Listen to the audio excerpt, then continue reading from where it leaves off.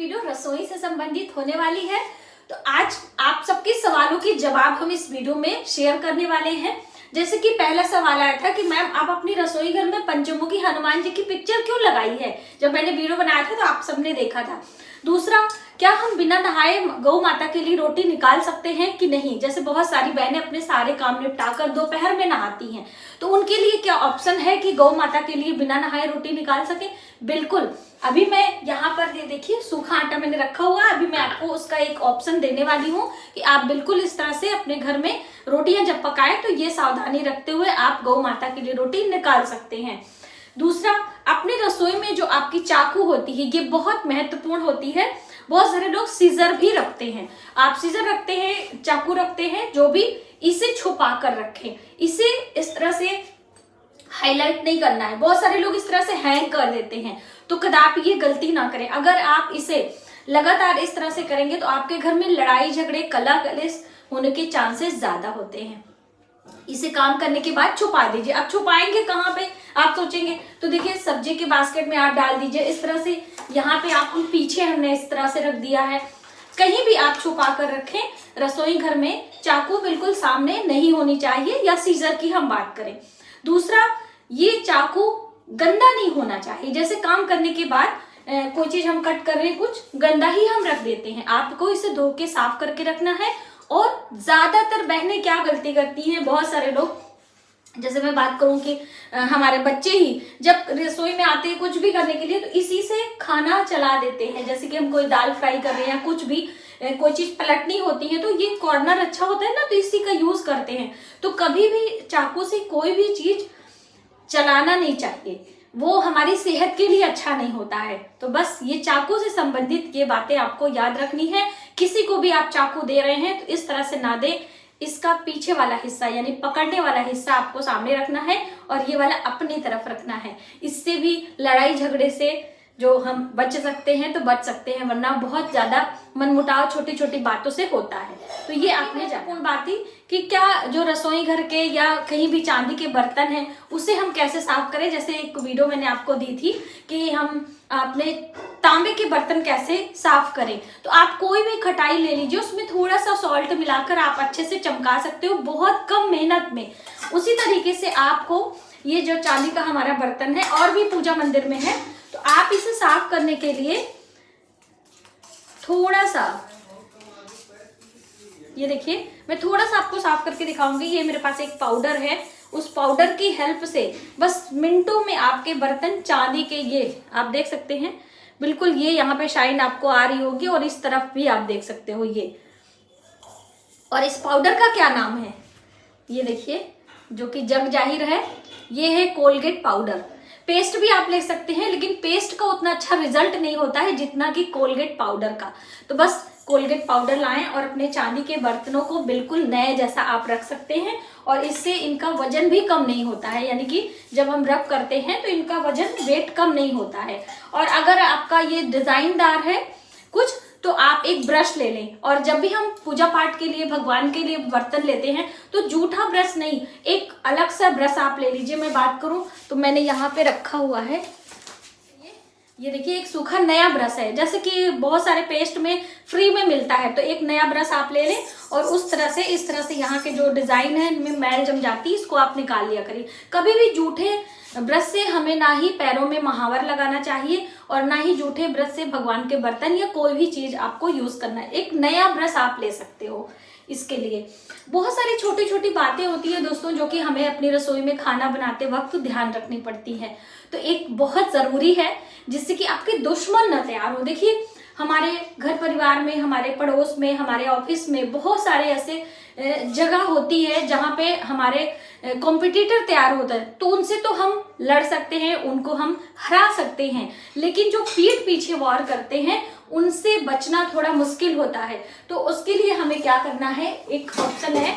जैसे कि जब भी आप कभी खाना पकाते हो, तो कई बहनों ने कहा था कि मैम आप गैस चूल्हे को जलाई नहीं और बर्तन रख दी। तो कभी कभी वीडियो बनाने के चक्कर में गलती हो जाती है, तो आप प्लीज माफ करिएगा। तो जैसे आपने खाना पकाने के लिए, मैं डमे दे रही हूँ ये, तो ये बर्तन है। अब ये मैं रखूंगी नहीं, वरना फिर आप लोग कमेंट करोगे इस तरह से। तो इसके ऊपर हम जो कलछी रखते हैं, जैसे ये अपना बर्तन है, अब इसके ऊपर हम रखेंगे तो ये हमारा कलछी होगा। हम ज्यादातर इस तरह से जब भी कढ़ाई है, पैन है, किसी चीज के ऊपर ढक्कन के ऊपर रख देते हैं। तो कभी भी हमें कलछी, जब भी हम भोजन पका रहे हैं, हमारी गैस ऑन है, तो इसके ऊपर हमें नहीं रखना है। ऐसा करने से आपके दुश्मन तैयार होते हैं, तो ये आप कभी ना करें। एक अलग सी प्लेट रखें, उसके ऊपर ये जो हमारे चमचे होते हैं, कलछी होती है, आप इसको अलग से रखें। तो अगर आप अलग से चमचा रखते हैं, इसके ऊपर नहीं रखते हैं, तो आप देखेंगे कि बहुत सारे ऐसे परिवार में लोग होंगे जो आपके आगे पीछे दौड़ेंगे, है ना। सब चाहते हैं ना कि मेरे पीछे चमचे घूमे, तो ये ऐसा हो सकता है। तो आप ये ध्यान रखें। और कभी भी आप अपने रसोई में खाना बना रहे हैं या कुछ कर रहे हैं, तो जैसे चखने की आदत होती है ना, बहुत सारी बहनें खाना बनाते बनाते ऐसे चखने लगती हैं, तो कभी भी ये गलती ना करें।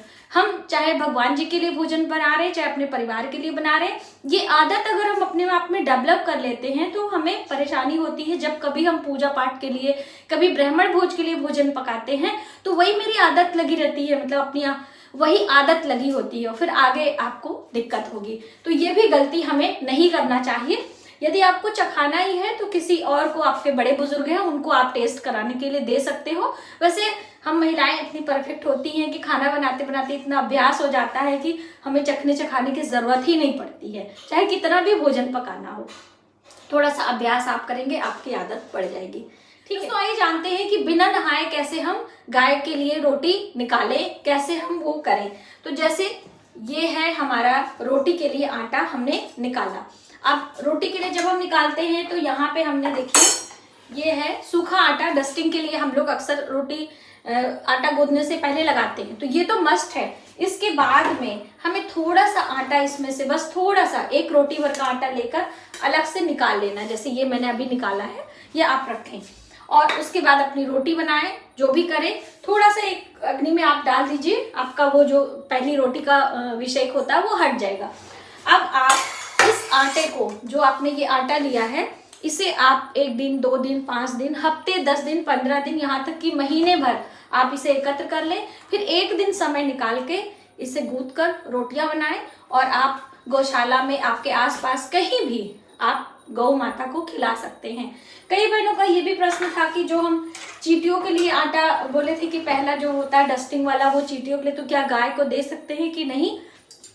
नहीं, गाय के लिए नहीं है। बचा खुचा हम गाय को नहीं देते हैं, बचा खुचा अन्य जानवर को देते हैं। लेकिन जो पहली रोटी होती है वो हमारे घर की सुख समृद्धि के लिए होती है और पहली रोटी गऊ के नाम से ही होती है। तो वो पहली रोटी का ऑप्शन है जो आप सूखा आटा निकाल रहे हो। और ये बचा हुआ आटा हमेशा अन्य जीव जंतु के लिए, यानी चींटी के लिए, कीड़े मकोड़ों के लिए, डॉग के लिए, इनके लिए होता है। तो ये आप समझ लीजिए। अब आप लोगों का जो ज्यादा भर भर के कमेंट था, ये हनुमान जी की पिक्चर को लेकर था कि मैम आप अपनी रसोई में हनुमान जी का पिक्चर क्यों लगाते हो? वैसे तो अन्नपूर्णा माता का पिक्चर लगाते हैं हम अपनी रसोई घर में। ये हनुमान जी की पिक्चर मुझे एक पंडित जी ने बताया था कि यदि आपके घर में ये कुक टॉप और यहाँ पे सिंक है, ठीक है, तो पानी और अग्नि एक साथ नहीं होने चाहिए। इसलिए इसके निवारण के लिए हमें बीच में हनुमान जी की पिक्चर लगानी चाहिए। ऐसा करने से हमारे वास्तु दोष का निवारण होता है। तो तभी से मैंने, बहुत पहले की आप वीडियो देख लीजिए, जब से मैं वीडियो बनाना स्टार्ट करी हूँ तभी से हमारे यहाँ ये हनुमान जी की पिक्चर लगती है। और समय समय पर हम इसे चेंज कर देते हैं, जैसे कि ये खराब हो जाती है, इसे पोंछ वगैरह देते, साफ कर देते हैं, चेंज भी करते रहते हैं। देखिए प्रॉब्लम कहाँ आती है।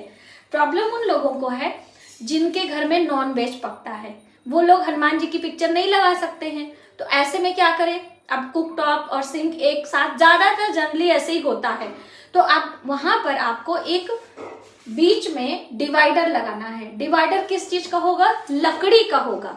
आपके पास कोई लकड़ी का चमचा है, कोई पटा है, आप यहाँ पर परमानेंटली रख दीजिए, हैंग कर दीजिए, चाहे आप रख दीजिए। इससे आपके पानी और अग्नि में डिवाइडर क्रिएट होगा और फिर आप उस वास्तु दोष से बच जाएंगे।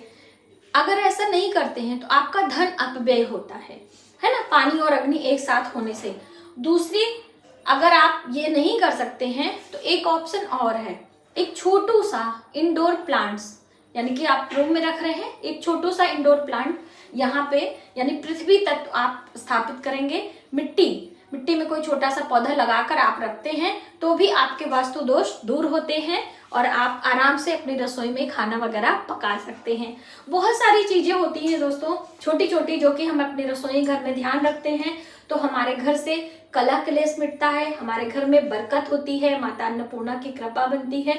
बहुत सारी बातें हम अपने काम करते करते उसे सही कर लेते हैं। तो आज की वीडियो में आपने जाना कि हम अपनी रसोई के वास्तु दोष को कैसे दूर करें और बिना नहाए कैसे गऊ के लिए रोटी निकालें और साथ ही साथ अपने कैंची और चाकू को कैसे सहेज कर रखें जिससे कि हमारे कोई भी दुश्मन तैयार ना हो और अपने आगे पीछे कैसे चमचे घूमते रहें। ये चमचे आप कभी भी अपनी कढ़ाई या फिर पतीले पर नहीं रखेंगे। मुझे उम्मीद है कि हमारी ये जानकारी आपके लिए काफी हेल्पफुल होगी। मिलते हैं एक नई जानकारी के साथ नए वीडियो में, तब तक आप अपना ख्याल रखें। जय माता दी।